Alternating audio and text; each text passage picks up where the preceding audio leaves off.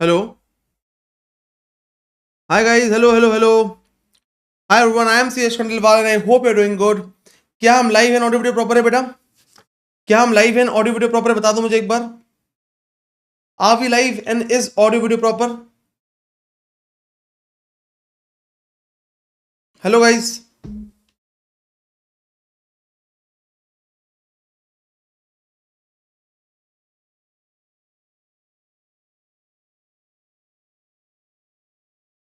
Hello guys. Hello, hello, hello, hello, hello, hello. Hello guys. Sorry, sorry, sorry. I know. I am really sorry. I know I am late today. ठीक है. और ये बस अपना last day था बेटा, timing गड़बड़ का. कल से 11:30 क्लास स्टार्ट हो जाएगी आपकी, है ना? हाँ, मुझे पता था. मुझे पता है कि एक थोड़ा सा 2-3 दिन से अपना डिस्टर्बेंस चल रहा है. मैंने स्टार्टिंग में बताया था आपको कि शुरू के 4 दिन अपना 11:45 ऐसे स्टार्ट होगा. और डिस्टर्बेंस है शुरू के 4-5 दिन अभी. बट कल से बेटा, कल से 11:30 स्टार्ट हो जाएगा. बेटा बुक में डिस्पैच में स्टार्ट हो चुकी होगी. बेटा ऐप पे लाइव बेटा कल या परसों से होगा. ऐप पे लाइव परसों से होगा. ऐप पे लाइव, ऐप पे परसों से लाइव होगा. आज बस अपना आज और कल लास्ट डे है पीजीयूपी का. ठीक है. पीजीयूपी अपन यहाँ करेंगे, फिर ऐप पे लाइव करेंगे बाकी अपन, है ना? क्लियर है बेटा? चलो स्टार्ट करें अपन पढ़ना. डन. बेटा बुक्स आ जानी चाहिए. अभी तक मैं एक बार बात कर लूंगा आज फिर से. डाउट्स के ग्रुप बन जाएगा आज. ठीक है.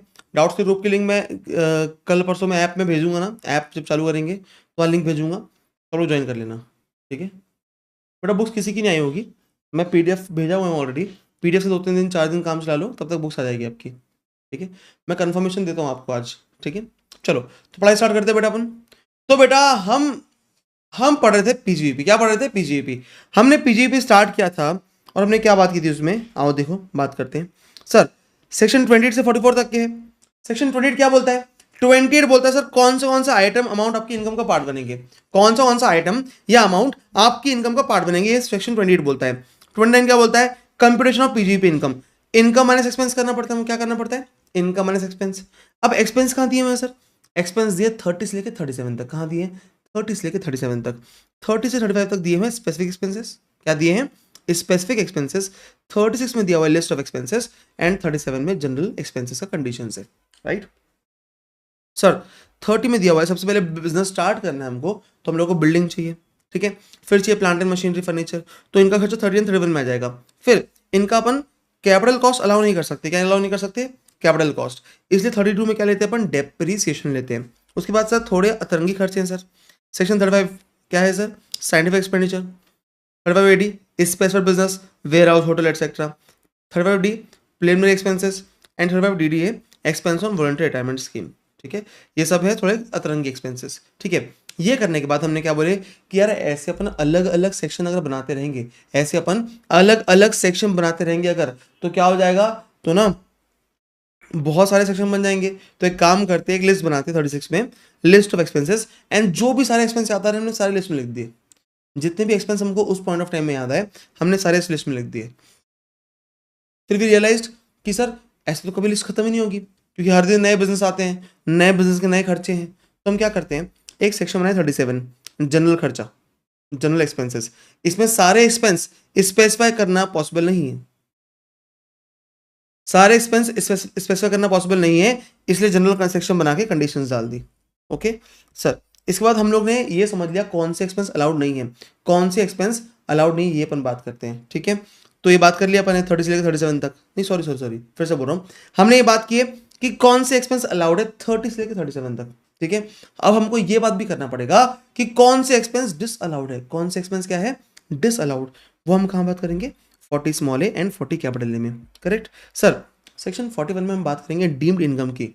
जो एक्सपेंस अलाउ किया था पहले पर वापस आ गया पैसा, जो एक्सपेंस अलाउ किया था पर पैसा वापस आ गया, उसको हम बोलते हैं बेटा deemed income.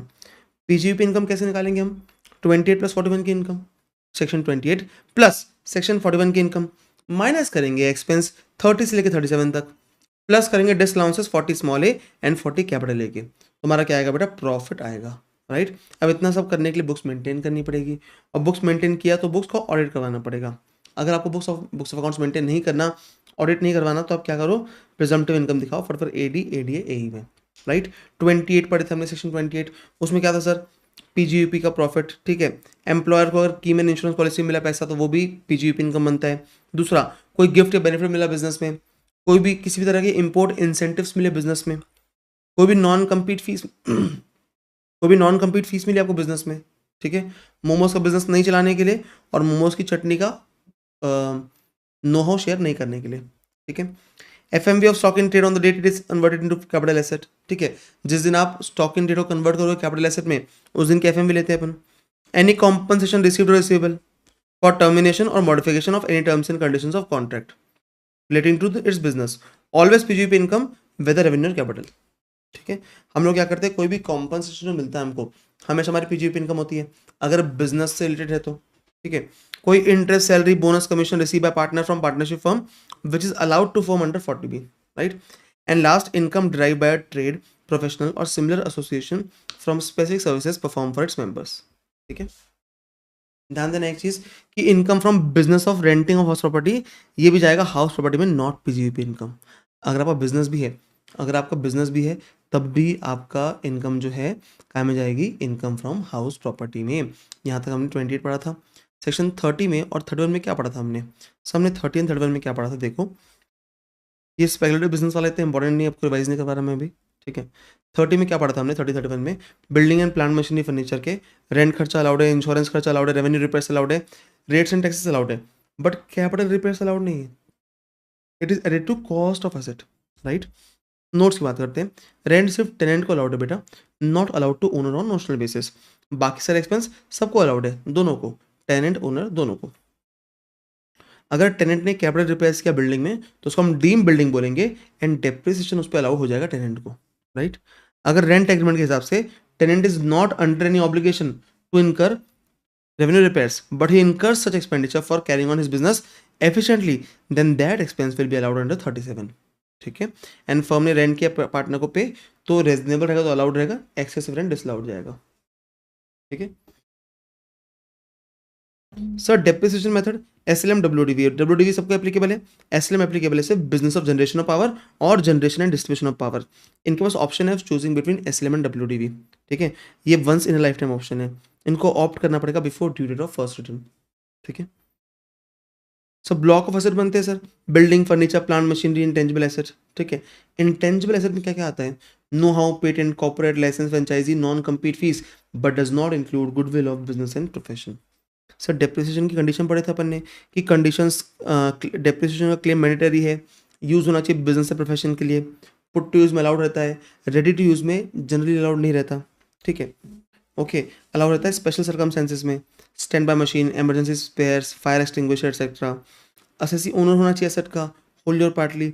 Registered ownership important नहीं है, बेनिफिशियल ओनर भी चल जाएगा, ठीक है।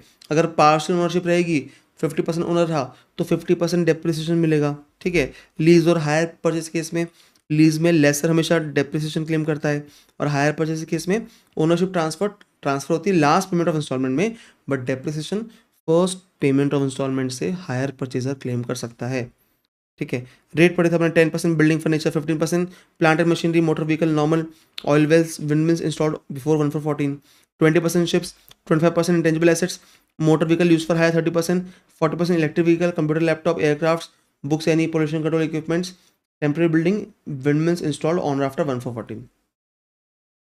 नोट्स, मोटर व्हीकल का ठीक है, building 5% residential, general 10%, temporary 40%। Mobile EPX computer नहीं होते, मोबाइल ईपीएबीएक्स तो 15% लगता है।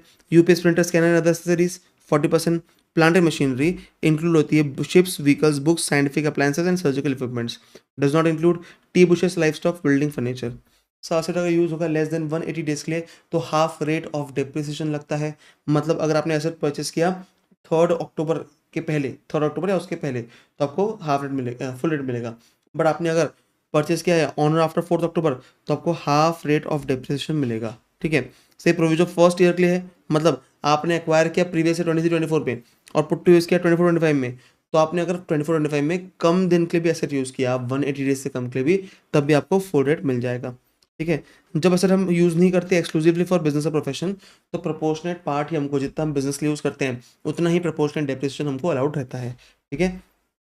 अनएब्सॉर्ब डेप्रिसिएशन आप सेट ऑफ कर सकते हो against any of income except salary, और इंडेफिनिटली कैरी फॉरवर्ड कर सकते हो। ऑर्डर ऑफ सेट ऑफ क्या है? करंट ईयर डेप्रिसिएशन, फिर ब्रॉट फॉरवर्ड लॉस, फिर unabsorbed depreciation.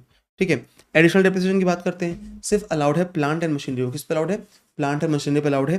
Applicable to associate engage in business of manufacture और प्रोडक्शन ऑफ आर्टिकल और थिंग्स, जनरेशन और डिस्ट्रीब्यूशन और ट्रांसमिशन ऑफ पावर। ठीक है। एडिशनल डेप्रिसिएशन अलाउड रहता है सिर्फ फर्स्ट ईयर में। एडिशनल डेप्रिसिएशन सिर्फ फर्स्ट ईयर में अलाउड रहता है, राइट। और अगर हमने लेस देन 180 डेज यूज़ किया तो हमको हाफ रेट एप्लीकेबल है। 10% अलाउड करंट ईयर में होगा, बैलेंस 10% नेक्स्ट ईयर में। ठीक है। Not allowed on SLM method. Additional depreciation is allowed on printing और printing and publishing of books, क्योंकि उसको मैन्युफैक्चर मानते हैं। Additional depreciation not allowed on second hand plant and machinery, plant and machinery installed in office और residence, ships, aircraft and transportation vehicle, and plant and machinery on which 100% deduction is allowed. Forklift truck used in factory, not a transport vehicle, additional depreciation allowed। ठीक है। अब हम बात करेंगे actual cost से। आप लोग क्लियर है बेटा? यहाँ तक रिवीजन हुआ अच्छे से? रिवीजन हुआ क्या अच्छे से बताओ मुझे? रिवीजन हुआ क्या बेटा अच्छे से?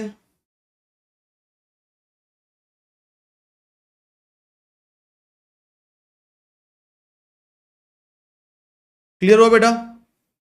याद आई चीजें हमने पढ़े थे? जो चीजें हमने पढ़ी वो याद आई आपको बेटा?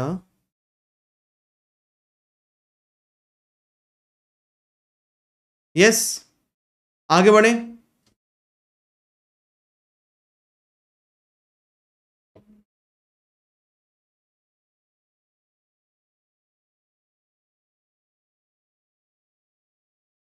चलो। यस। ओके बेटा, ओके। बेटा ये यूट्यूब फ्री नहीं होने वाली बैच, हम लोग ऐप पे करेंगे। सिर्फ शुरू के 2 चैप्टर यूट्यूब पे फ्री होने वाले हैं। ठीक है सर। तो इम्पोर्ट मशीनरी में एडिशनल डेप्रिसिएशन मिलता है कि नहीं सर? इम्पोर्ट मशीनरी पे मिलता है बेटा, और अगर सेकेंड हैंड रहेगी, अगर न्यू रहेगी तो मिलेगा, सेकेंड हैंड रहेगी तो नहीं मिलेगा। अब बात करते हैं एक्चुअल कॉस्ट की। अब देखो सिंपल सी बात है, अगर आपको मैंने बोला कि आप डेप्रिसिएशन निकाल लो, तो और कॉस्ट अपने मन से रख लो, कॉस्ट क्या कर लो, जो आपको रखना रख लो, तो आप तो कॉस्ट कुछ भी रख लोगे, आप तो कॉस्ट कुछ भी रख लोगे और कुछ भी डेप्रिसिएशन क्लेम कर लोगे।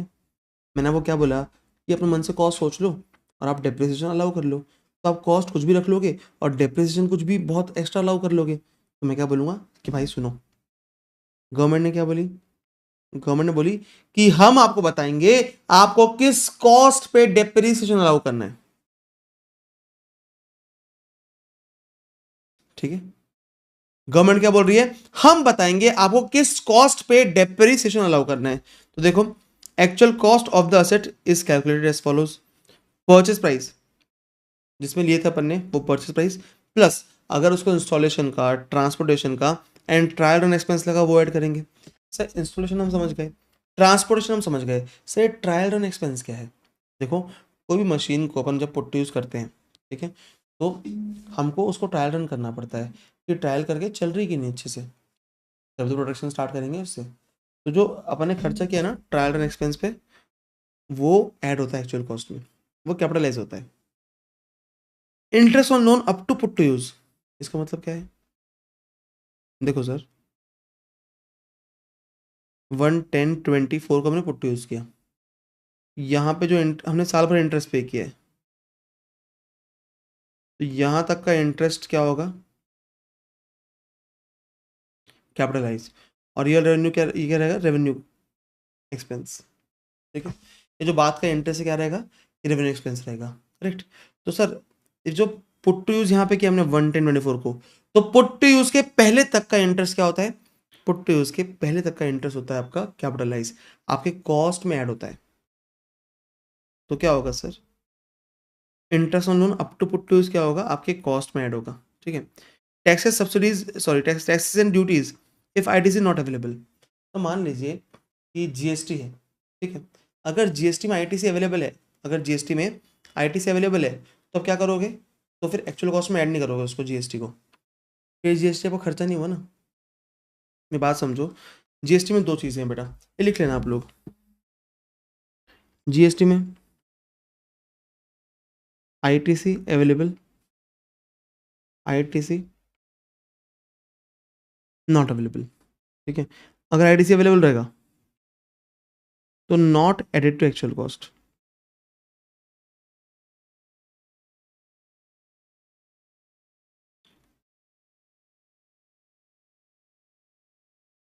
ITC not available, added to actual cost.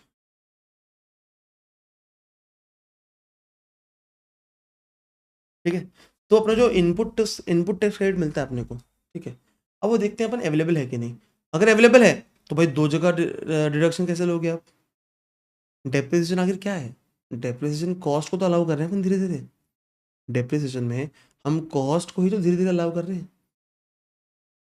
तो आप अगर एक्चुअल कॉस्ट में, अगर आप एक्चुअल कॉस्ट में ऐड कर दोगे क्या, आपका ITC, ठीक है, और वहाँ मतलब आपका टैक्सेस एंड ड्यूटी GST मान लो, आपने GST ऐड कर दिया और वहाँ पे भी आपने क्रेडिट ले लिया, आपने क्रेडिट भी ले लिया उसका, तो क्रेडिट लिया वहाँ पे खर्चा लगा आपको ऑलरेडी, वहाँ कम लगा। दूसरा, आपको यहाँ से भी आपकी इनकम कम हो जाएगी क्योंकि एसेट की कॉस्ट बढ़ जाएगी और डेप्रिसिएशन मिलेगा उस पर हमको, ठीक है। तो इसीलिए GST अगर ITC अवेलेबल है तो ऐड नहीं करते, अगर वो अवेलेबल नहीं है तो ऐड कर देते कॉस्ट ऑफ एसेट में, ठीक है। डन। अब sir minus subsidy government grant received, minus करेंगे सब्सिडी और गवर्नमेंट ग्रांट रिसीव्ड, जो भी सब्सिडी मिलेगी गवर्नमेंट ग्रांट मिलेगी हमको एसेट के लिए, वो माइनस करेंगे एक्चुअल कॉस्ट में से। And amount earn by selling trial and production, आपको याद है हम ट्रायल रन किए थे, हम ट्रायल रन किए थे ना शुरू में जब सामान आया था तब, ठीक है। वो ट्रायल रन का प्रोडक्शन हो गया तो उसे जो अमाउंट सेल करके पैसे आए, मतलब अमाउंट सेल कर पैसे जो ट्रायल रन प्रोडक्शन सेल करके पैसे आएंगे, अमाउंट अर्न होगा, वो हम क्या कर लेंगे, माइनस कर लेंगे, ठीक है। Okay, done. So if payment for purchase expense of asset to a single person in a single day is more than rupees 10,000 by cash, bearer check, cross check, etc. मान लो आप किसी पर्सन को purchase के लिए, expense के लिए, एक person को एक दिन में 10,000 से ऊपर पे कर रहे हो, तो वो वाला जो आप 10,000 से ऊपर cash, bearer cheque, cross cheque से अगर पे करोगे, अगर आप cash, bearer cheque and cross cheque से पे करोगे ना, तो क्या होगा पता है, आपकी कॉस्ट ऑफ असेट में एक्चुअल कॉस्ट में ऐड नहीं होगा, आपकी एक्चुअल कॉस्ट में ऐड नहीं होगा। अगर आप क्या करोगे, अगर आप 10,000 पे से ऊपर 10,000 से ऊपर पे करोगे by cash, bearer cheque and cross cheque, ठीक है। Okay, next special cases and their actual cost. देखो पहला है असर used in scientific research and 35 AD asset. अब मुझे बताओ हमने एक्चुअल कॉस्ट क्यों लेके आए हैं, एक्चुअल कॉस्ट क्यों कर रहे हैं अपन, ताकि हमको कॉस्ट मिले जिस पे हम डेप्रिसिएशन क्लेम कर सके, हमें कॉस्ट मिले जिसपे हम क्या कर सकें, डेप्रिसिएशन क्लेम कर सकें, ठीक है। ओके, बट मान लो ऐसा एसेट जो साइंटिफिक रिसर्च में यूज हुआ है या फिर 35 AD एसेट है, इन दोनों का हमको 100% डिडक्शन मिल जाता है, इन दोनों का हमको 100% डिडक्शन मिलता है। अगर कॉस्ट का हमको 100% डिडक्शन मिल चुका है, अगर कॉस्ट का हमको 100% डिडक्शन मिल चुका है, तो मुझे बताओ क्या हमको अलग से फिर से डेप्रिसिएशन मिलेगा, नहीं, नहीं, क्यों नहीं मिलेगा, क्योंकि बेटा अगर 100% कॉस्ट डिडक्शन ऑलरेडी मिल गया है तो एक्चुअल कॉस्ट नहीं हो जाएगी, no depreciation, no depreciation, simple सी बात है, ध्यान रखना ये बात। दूसरी बात, as acquired by gift will, gift में विल में ऐसे रिक्वायर हुआ तो प्रीवियस या प्रेसिडिंग ओनर का कॉस्ट ले लेंगे अपन, WDV ले लेंगे, उस पे आगे हम लोग आगे डेप्रिसिएशन क्लेम करेंगे। Stock converted into capital asset and used in business, आपने स्टॉक कन्वर्ट किया कैपिटल एसेट में, आपने स्टॉक को कन्वर्ट किया कैपिटल एसेट में और बिजनेस में यूज कर रहे हो, ठीक है। अब सर जिस दिन कन्वर्ट किया वहां तक की इनकम आप रिकॉर्ड कर सकते हो, टैक्सेबल कर चुके हो, ठीक है। जिस दिन कन्वर्ट किया उस दिन के FMV क्या कर लियो आपने, टैक्सेबल कर लियो FMV तक, तो अब ये अपना कॉस्ट लग चुका है, समझ लो कि यहाँ तक की इनकम वाली टैक्स हो चुकी है, समझना ये बात को, यहाँ तक की इनकम वाली टैक्स हो चुकी है ना, तो इतना कॉस्ट लग चुका है, तो हम क्या करेंगे, हम FMV पे डेप्रिसिएशन अलाउ करेंगे। FMV क्या रहेगी हमारी, actual cost of the asset, FMV on the date of conversion, ठीक है। Okay, building use for personal purpose and then brought to business, अगर हमने बिल्डिंग को पर्सनल पर्पस के लिए यूज किया पहले 2 साल और बाद में बिजनेस में लेके आए, तो हम क्या करते हैं, original cost minus notional depreciation till date, जैसे मान लो आपने एक बिल्डिंग परचेस की, ठीक है, एक बिल्डिंग परचेस की, वो आपने 2022-23 में खरीदी थी, कितने की? 10 लाख की। तो अब हम लोग बिजनेस में हिस्सा ला रहे हैं प्रीवियस है 24-25 में, तो क्या हो गया बताओ? आपका डेप्रिसिएशन माइनस होगा 2023 का, ठीक है। दूसरा आपका 24-25 का 2 साल का माइनस होगा, नहीं सॉरी 23-24 का 2 साल का, तो पहले 1 लाख माइनस होगा, 1 लाख और फिर 90,000, ठीक है। 1 लाख माइनस करने में 9 लाख बचेंगे, उसका 10% 90,000, तो ये बचेगा 8,10,000, ठीक है। तो 8,10,000 क्या होगी? हमारी एक्चुअल कॉस्ट होगी। 8,10,000 क्या होगी बेटा? हमारी एक्चुअल कॉस्ट होगी अंडर 43(1), राइट। आपने बिल्डिंग को पर्सनल पर्पस के लिए यूज किया, देन ब्रॉट टू बिजनेस। अब मुझे बताओ एक बात, आप आंसर करो, आप आंसर करो, आप प्लीज आंसर करो, ये बात समझना, ठीक है। मैंने क्या बोला? मैंने क्या बोला? बिल्डिंग को अपने पर्सनल पर्पस के लिए यूज किया और बाद में बिजनेस में लेके आया, तो सर उस पर आपकी एक्चुअल कॉस्ट क्या होगी? जो लिए थे purchase price minus depreciation till date, हमने लिए थे 2023 में। कब लिए थे? 22-23 में। तो हमको उस साल का और 23-24 का डेप्रिसिएशन मिला, उसके बाद हमने जो कॉस्ट आई उस पर लेके आए। अब मुझे आंसर करो, हमने एक कार ली है, ठीक है, 22-23 में, वो भी ठीक है 20 लाख की। प्रीवियस ईयर 25-26 में पूरा बिजनेस में लेके आना उसको, तो उसकी अभी एक्चुअल कॉस्ट क्या होगी? बताओ बताओ।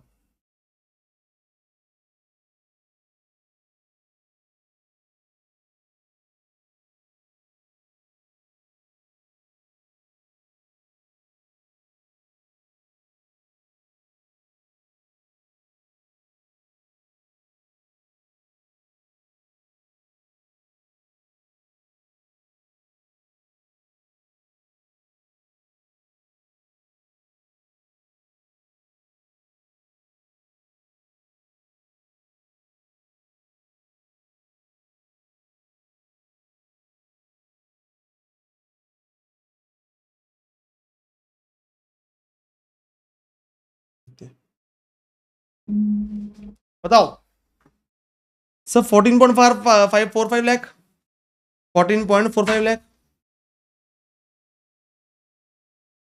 है ना? कैसे? कार लिए 20 लाख की आपने, ठीक है, पहले से माइनस के 10%, 2 लाख, 22-23 का, ठीक है, और फिर माइनस किया कितना सर? 18 लाख बचा। एट नहीं, 15% माइनस करना है इसमें, तो ठीक है, पहले 3 लाख माइनस करेंगे 15% के लिए, बचा 17 लाख। इसका 15% कितना हो 17 लाख का? फिर से बताओ।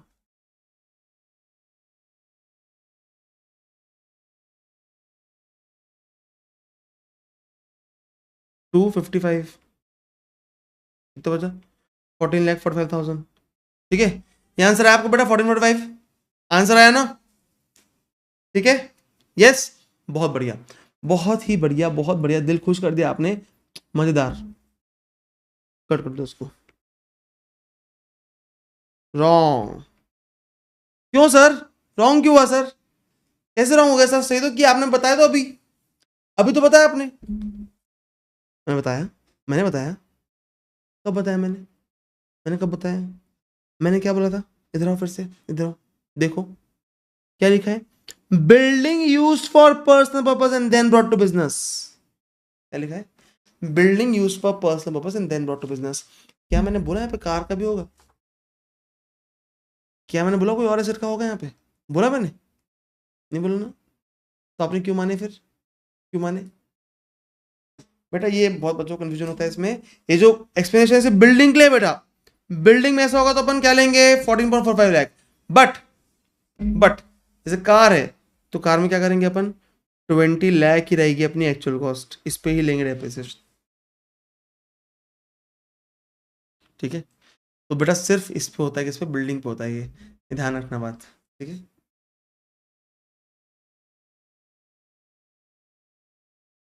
Asset purchase and lease back to same person, आपने एसेट, अच्छा ये दोनों पॉइंट बचे हुए हैं आपके, ये कर लेते हैं, ठीक है। तो यहाँ पे नोट लिखा है बेटा, only applicable to building, other assets original cost. ठीक है, चलो एक काम करते हैं, एक चीज़ समझते हैं, ये दोनों पॉइंट समझते हैं। Repurchase of asset sold. ठीक है,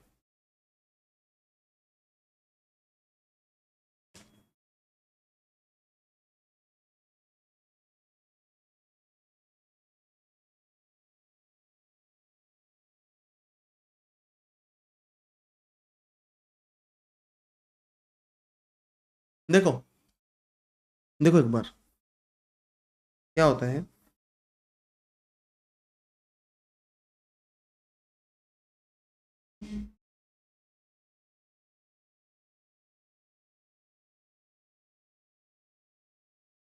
हम्म,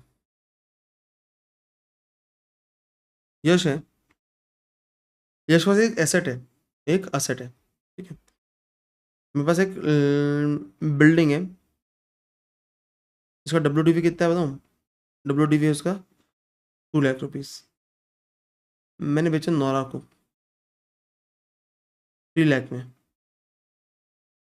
नौरा ने बेचा किसको? सुकेश को। किसको? सुकेश। कितने में? 4 लाख। सुकेश ने बेचा जैकलीन को 5 लाख में। जैकलीन ने बेचा किसको? जैकलीन ने बेचा किसको? सलमान भाई को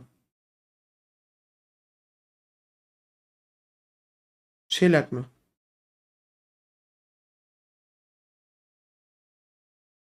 और सलमान भाई ने वापस मुझे भेज दिया यश को। कितने का? 7 लाख का। मुझे बताओ, मैं आगे डेप्रिसिएशन जो लूंगा, मैं 2 लाख पे लूंगा, 7 लाख पे लूंगा? बताओ, मैं जो डेप्रिसिएशन लूंगा 2 लाख पे लूंगा, 7 लाख पे लूंगा? बताओ।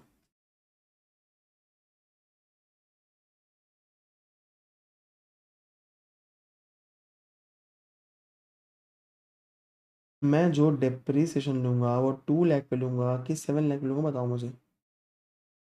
2 लाख पे ऑब्वियसली। 7 लाख तो हमने खुद ही इन्फ्लेट की वैल्यू। 7 लाख तो हमने खुद ही वैल्यू इन्फ्लेट की है। 2 लाख पे लेना चाहिए ना मुझे। देखो वही लिखा है यहाँ पे, रीपर्चेज ऑफ एसेट सोल्ड। जो हमने एसेट खुद ही बेचा था, अरे ये हमने एसेट खुद ही बेचा था ना, ये वाला एसेट, वो घूम के मेरे पास आ गया वापस। हमने क्या किया? रीपर्चेज किया एसेट सोल्ड का। तो WDV at time of sale और repurchase price whichever is lower. WDV at time of sale और repurchase price whichever is lower. So WDV क्या था time of sale? 2 lakh. Repurchase price 7 lakh. 2 lakh और 7 lakh whichever is lower? 2 lakh. तो 2 lakh tax पे होगा बेटा, 2 लाख पर डेप्रिसिएशन निकालेंगे। This is actual cost. ठीक है, done. Asset purchase and lease back to same person, इसका मतलब क्या समझो? यश कौन? लेसर है। नहीं लेसर नहीं है। यश ने एक एसेट एसेट था, WDV 3 लाख थी उसकी, वो बेच दिया किसी को, नौरा को। सोल्ड नौरा। नौरा ने लीज बैक कर दी वापस। क्या कर दी? Lease back. नौरा ने लीज बैक कर दी। ठीक है, अब नौरा को हमने सोल्ड किए कितने में? 5 लाख पे। तो नौरा कौन है? लेसर है और ये लेसी है।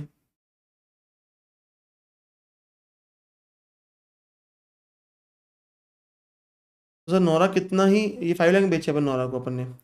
नौरा कितने लाख पे डेप्रिसिएशन ले सकती है? नौरा किस वैल्यू पे डेप्रिसिएशन ले सकती है? नौरा बेटा 3 लाख पे ले सकती है ना, जो हमारी WDV थी पहले की। 5 लाख पे तो बेचे अपन ने, वो तो कुछ भी वैल्यू इन्फ्लेट कर सकते हैं अपन। अपन ने 5 लाख में बेचे, वो तो अपन कुछ भी वैल्यू इन्फ्लेट कर सकते हैं यार।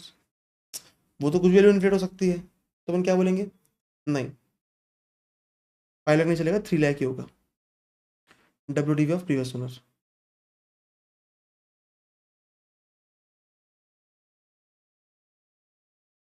समझे? यस। नेक्स्ट पॉइंट देखो, asset purchase in foreign currency. अगर हमने असेट परचेज किया फॉरेन करेंसी में और उससे ना हमको प्रॉफिट लॉस हो गया, प्रॉफिट लॉस कैसे हुआ सर? पैसा दे के रखे नहीं थे हमने, उधारी में लिए थे। कैसे लिए? उधारी में लिए थे कि हम 15 दिन बाद देंगे पैसे। हमने उधारी में सामान लिए थे, असेट लिए थे और उसके पैसे हम 15 दिन बाद भेजने वाले थे, ठीक है। We were about to send it in 15 days. तो सर क्या हुआ सर? हमने सर $1000 का एक सामान लिया था, जब डॉलर 80 था, तो हमको 80,000 हमारे बुक्स में हमने रिकॉर्ड कर दिया कि देना है, ठीक है। जब पैसे देने गए तब डॉलर की वैल्यू 90 हो गई, तो हमको कितना देना पड़ेगा अभी उसको? हमको 1000 इंटू 90, हमारे जेब से 90,000 जाएंगे ना बेटा, 10 एक्स्ट्रा लग गए हमको, 10 एक्स्ट्रा लग गए, 90,000 पूरी कॉस्ट बन जाएगी आपकी।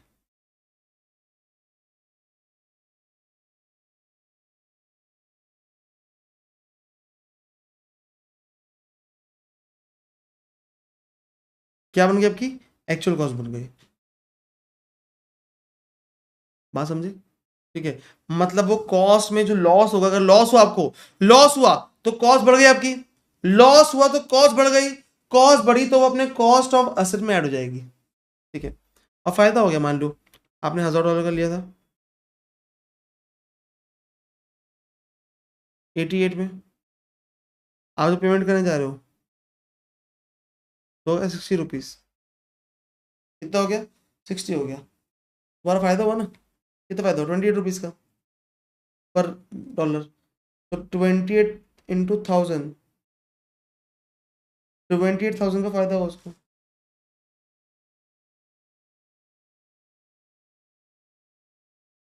ठीक है। ओके बेटा, तो फायदा हुआ। अब फायदा क्या करेंगे? तो इतने पैसे कम लगे हमको, इतने पैसे कम लगे, तो कॉस्ट में से, एक्चुअल कॉस्ट में से माइनस कर देंगे। हम क्या कर देंगे, देखो प्रॉफिट हम रिड्यूस करते हैं फ्रॉम कॉस्ट ऑफ एसेट, ठीक है, एंड लॉस को हम ऐड कर देते हैं। लॉस हो तो हम बोलते हैं हमारी कॉस्ट बढ़ गई, पैसा बढ़ गया, कॉस्ट लग गई एक्स्ट्रा, इतने की बढ़ गई। और अगर प्रॉफिट हो गया तो इतने बच गए, तो कॉस्ट में उतना माइनस कर दोगे। Interest on loan taken for acquisition of capital asset, बताया मैंने, up to date of put to use added to cost of asset actual cost, and after date of put to use allowed as revenue expenditure under section 3613, ठीक है। अब बात करेंगे बेटा 35 की, scientific research की। इसकी बात करेंगे, साइंटिफिक रिसर्च क्या होता है बेटा? दो टाइप के होते हैं ये, ठीक है। साइंटिफिक एक्सपेंडिचर दो टाइप के होते हैं, एक तो आप इन हाउस रिसर्च कर रहे हो और दूसरा आप कंट्रीब्यूट कर रहे हो अदर्स को। पहला क्या होता है? इन हाउस रिसर्च, कि आप खुद खुद घर पे अपने रिसर्च कर रहे हो, और दूसरा क्या होता है बेटा? Contribution to others. तो पहले बात करते हैं अपन कंट्रीब्यूशन टू अदर्स की, ठीक है। हम बोलते हैं, हम जिसको भी पैसा दोगे, अच्छे लोगों को पैसा दोगे, अगर आप देखो, अगर आप साइंस वाले तो खुद ही कर लो, अगर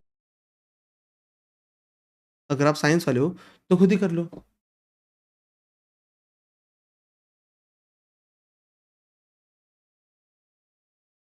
और साइंस वाले नहीं हो आप कॉमर्स वाले हो, तो एक काम करो, आप किसी और को साइंटिफिक कंट्रीब्यूशन दे दो, तो आपको हम 100% अलाउ कर देंगे, ठीक है। किसको देना है सर?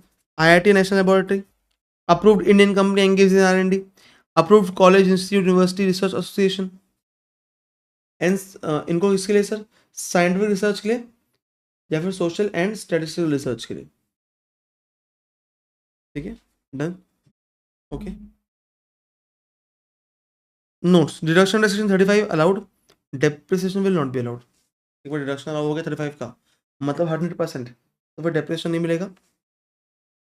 और लैंड और बिल्डिंग हमने, अच्छा ये बात सुन लो, रुक जाओ, पढ़ने देते हैं, ठीक है। साइंटिफिक कॉन्ट्रीब्यूशन टू अदर्स हो गया अपना खत्म। अब बात करते हैं इन हाउस रिसर्च की। बट इन हाउस दो चीज़ें होती है, इन हाउस रिसर्च में दो चीज़ें होती है, एक होता है एक्सपेंडिचर बिफोर कमेंसमेंट, एक होता है एक्सपेंडिचर आफ्टर कमेंसमेंट।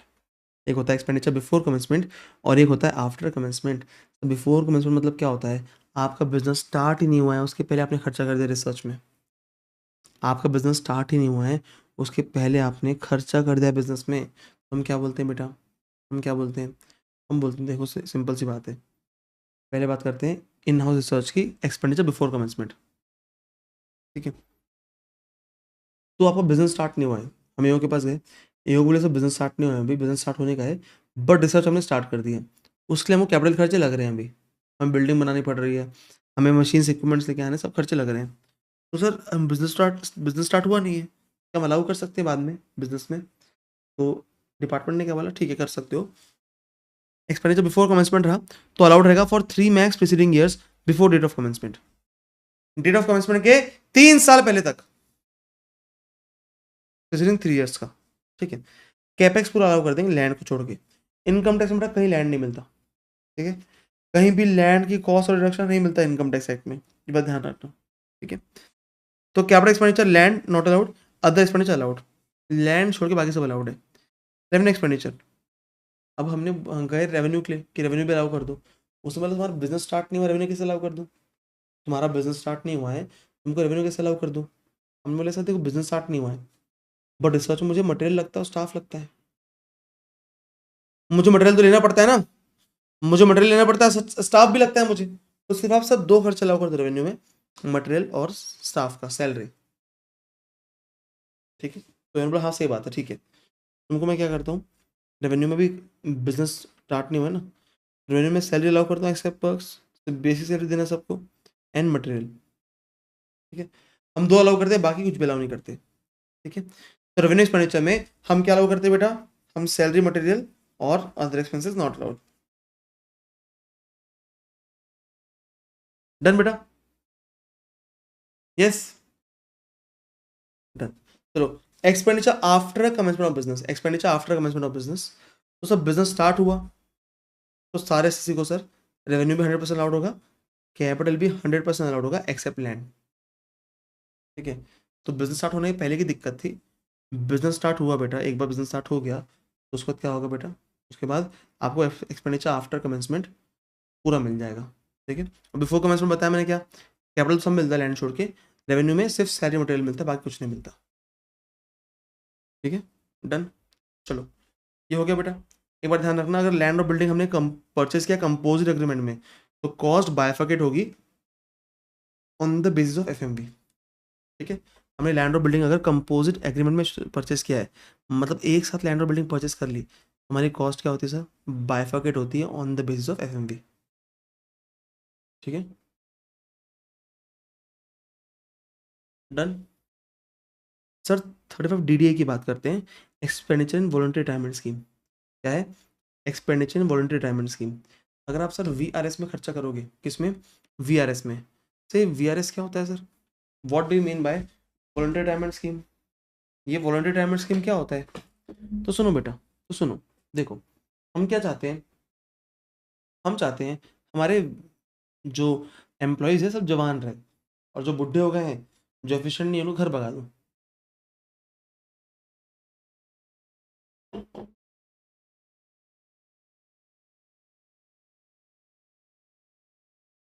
जो लोग बुढ़े नहीं है और जो लोग एफिशिएंट है उनको रखो, और जो लोग बुढ़े हो गए हैं जिनकी स्पीड स्लो हो गई है, जो लोग बुढ़े हो गए हैं और जिनकी स्पीड स्लो हो गई ना, उनको अब निकाल दो, ठीक है।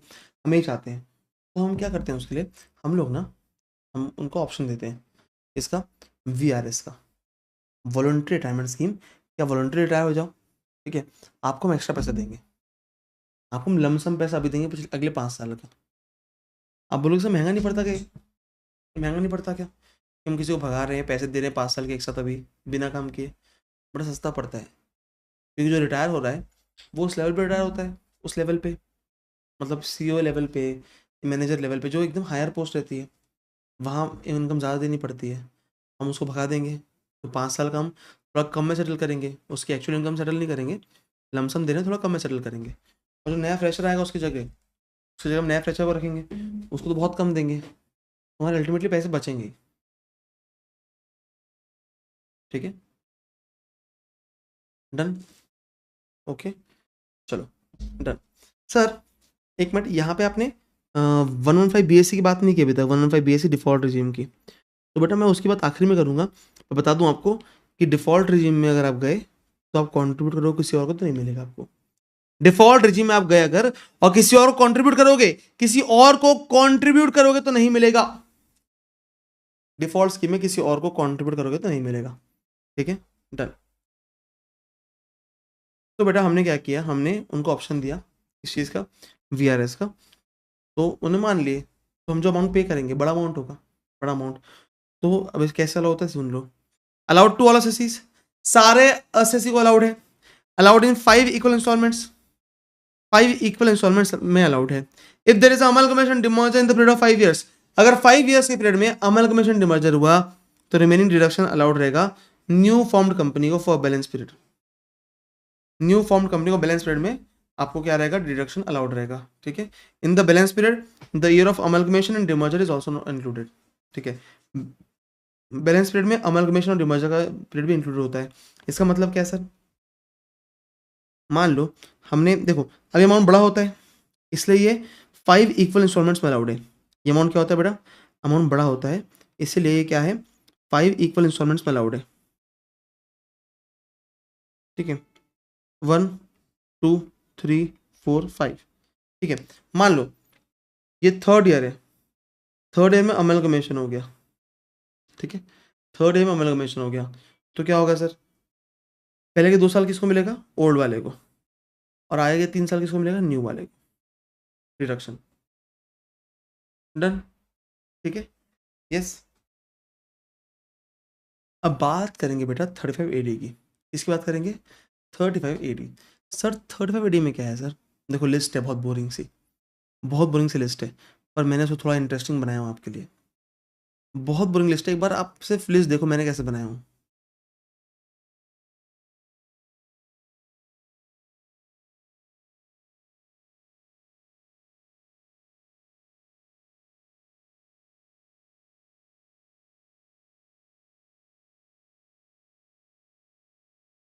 तो बड़ा ईजी कर दिया आपके लिए,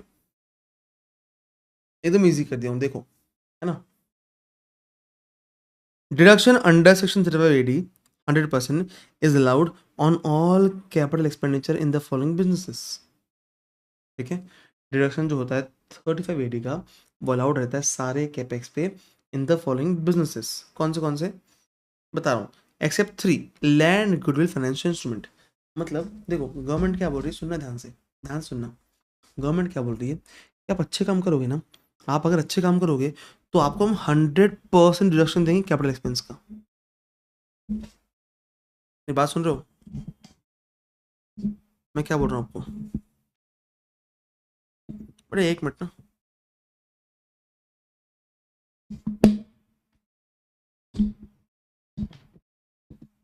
गवर्नमेंट क्या बोल रही है, गवर्नमेंट बोल रही है कि आप अगर अच्छे काम करोगे ना तो आपको हम 100% एक्सपेंस का रिडक्शन देंगे।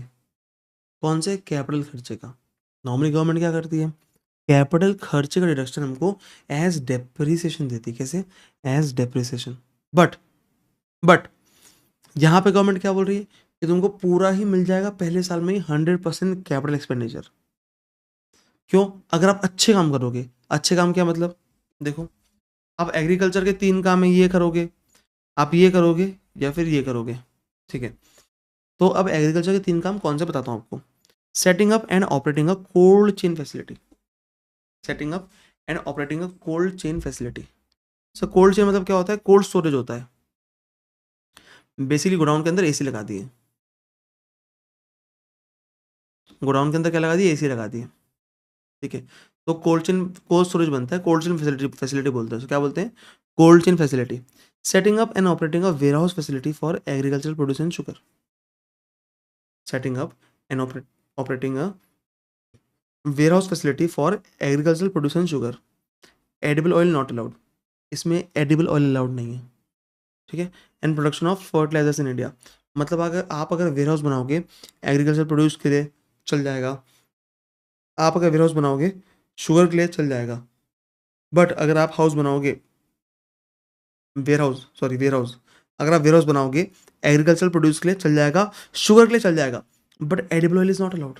But edible oil is not allowed. आप अगर एडिबल ऑयल के लिए आप अगर वेयर हाउस बनाओगे तो उसका डिडक्शन नहीं मिलेगा, उसका डिडक्शन नहीं मिलेगा। ठीक है, third is production of fertiliser in India.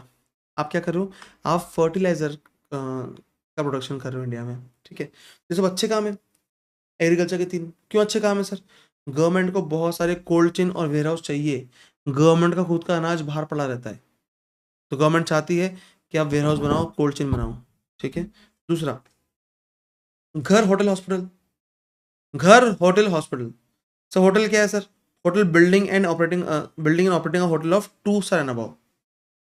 ठीक है, होटल होना चाहिए 2 स्टार अबव, हॉस्पिटल होना चाहिए 100 बेड्स का, building and operating a hospital of minimum 100 beds, and घर बनाना है गरीबों के लिए। तो हाउस के घर में क्या आएगा, developing and building a housing project under slum redevelopment scheme, affordable housing scheme, developing and building a housing project under slum redevelopment scheme और अफोर्डेबल हाउसिंग स्कीम। ठीक है, थर्ड है sir iron wafer infra Honey, बोलो मेरे साथ एक बार, iron wafer infra Honey, बोलो एक बार और, iron wafer infra Honey, iron wafer infra Honey. So iron मतलब क्या होता है, laying and operating a slurry pipeline of iron ore, laying and operating a slurry pipeline of iron ore, एक पाइपलाइन बनती है जिससे आयरन ओर ट्रांसफर होता है।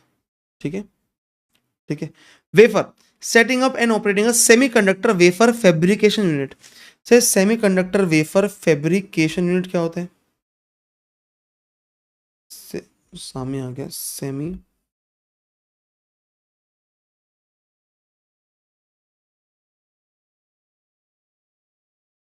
देखो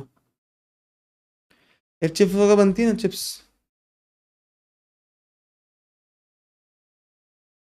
ठीक है, इसकी यूनिट जरूरी है, जरूरी है, ये बनेगी तो ये मोबाइल वाले सब आजकल ये लगती है।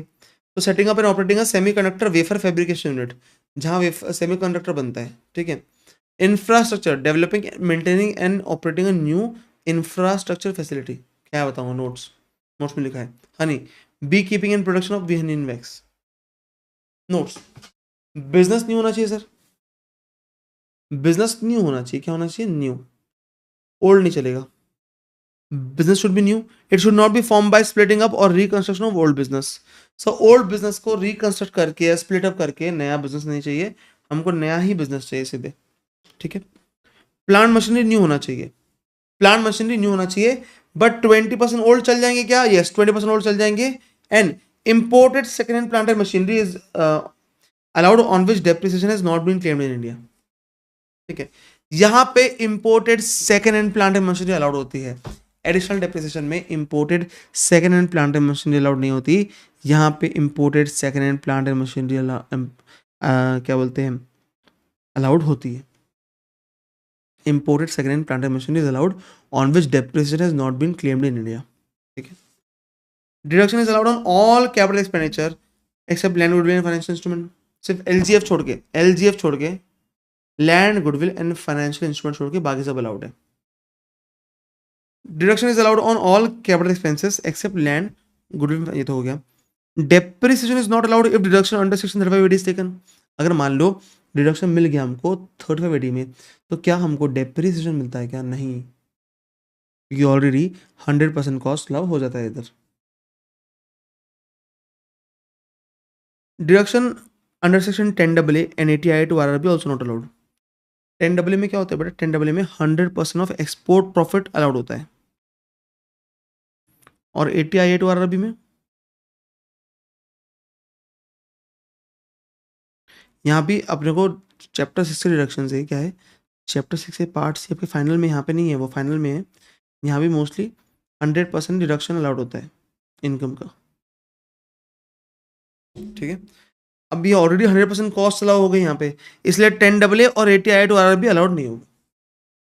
ठीक है, हर जगह से बेनिफिट नहीं ले सकते आप, एक जगह लो, आप अगर 35 ले लिए तो आपको 10 AA और 80 to RRB नहीं मिलेगा।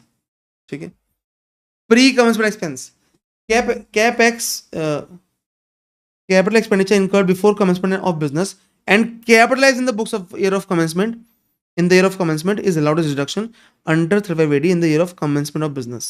ठीक है, तो मान लो आपने कैपिटल एक्सपेंडिचर किया कब, बिफोर कमेंसमेंट ऑफ बिजनेस, क्या, बिफोर बिजनेस के स्टार्ट होने से पहले, और जिस साल बिजनेस स्टार्ट हुआ उस दिन बुक्स में कैपिटलाइज कर दिया, उस दिन बुक्स में कैपिटलाइज कर दिया, तो क्या होगा सर, तो आपको 100% डिडक्शन अलाउड होगा, आपको 100% डिडक्शन अलाउड होगा। Unabsorbed loss of specific business can be carry forward indefinitely, इसका लॉस अपन कैरी फॉरवर्ड कर सकते हैं इंडेफिनेटली। दूसरा, loss of specific business can only be set off against specific business income, जो स्पेसिफिक बिजनेस का loss है, जो सर स्पेसिफिक बिजनेस का लॉस है, वो सिर्फ स्पेसिफाइड बिजनेस की इनकम से ही सेट ऑफ हो सकता है। आप सुनो मेरी बात, जो स्पेसिफाइड बिजनेस का लॉस है, जो स्पेसिफाइड बिजनेस का लॉस है, वो सिर्फ स्पेसिफाइड बिजनेस की इनकम से ही सेट ऑफ हो सकता है। ऐसा क्यों सर, ऐसा क्यों? क्योंकि ऐसे ही रखना है हमको, ऐसे ही रखना है। दूसरा पॉइंट क्या लिखा है? No matter even if the other specified business has taken deduction under section 35 और नॉट। अदर स्पेसिफाइड बिजनेस ने डिडक्शन लिया है नहीं लिया है फर्क नहीं पड़ता, हम सिर्फ आपका जो इनकम है स्पेसिफाइड बिजनेस की इनकम, वो सिर्फ स्पेसिफाइड बिजनेस के लॉस से सेट ऑफ कराएंगे। उसका एग्जांपल देखो, इधर आओ।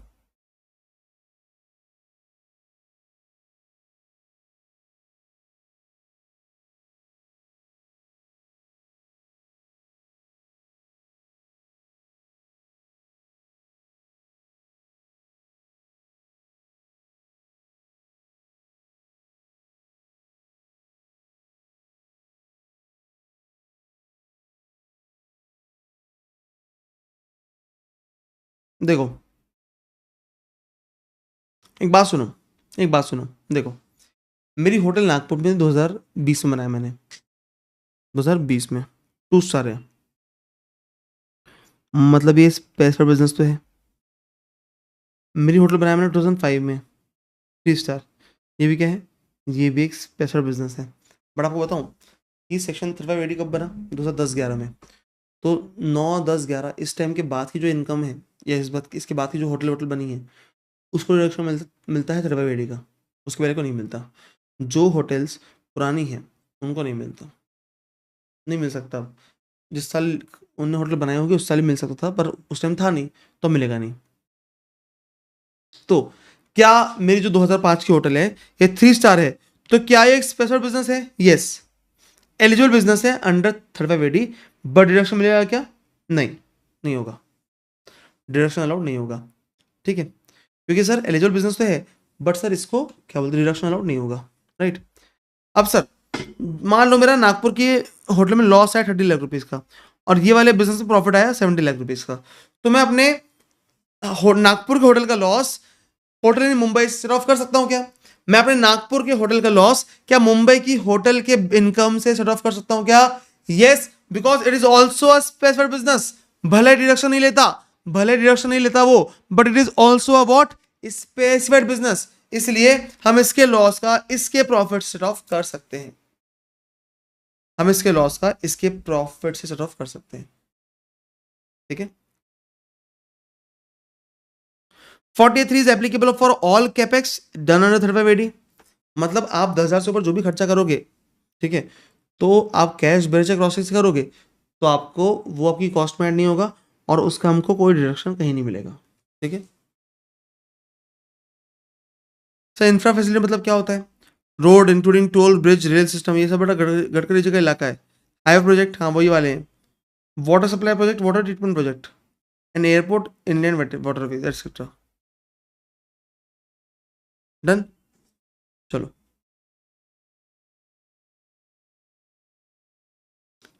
ठीक है बेटा, सुनो, आज अपन यहीं तक करेंगे। आपकी नेक्स्ट क्लास भी जितना मुझे पता है, ठीक है, आप लंच वंच कर लो प्रॉपर। हम टाइम 1:30 ख़त्म करते हैं। कल से आपकी क्लास 11:30 स्टार्ट हो जाएगी बेटा। ठीक है, आज मुझे थोड़ा सा कम भी ठीक लग रहा है। ठीक है, डन। तो हम कल से पक्का 11:30 बैठते हैं और 2-2 घंटे क्लास करेंगे रोज़। ठीक है, आज ही खत्म करें। Sir notes also I am reading from photocopy of your notes only. Very good. Yes sir, notes compact concise, yes smart notes, या ठीक है बेटा। कल कंटिन्यू करें आगे का बेटा। ठीक है, हमको 2-3 चीज़ें पढ़नी है बस 35 में, 2-3 चीज़ें पढ़नी छोटी छोटी, वो पढ़ेंगे। 36 पढ़ेंगे, 37 पढ़ेंगे फिर। ठीक है, कल अपना मोस्टली चैप्टर खत्म हो जाएगा, कल क्वेश्चन प्रैक्टिस भी स्टार्ट कर देंगे कल अपन इस चैप्टर की। 11:30 से करता हूँ बेटा, है ना, 30 से करता हूँ, कल से स्टार्ट हो जाएगी क्लास। ओके, चलो बाय बाय, सी यू, मिलते हैं।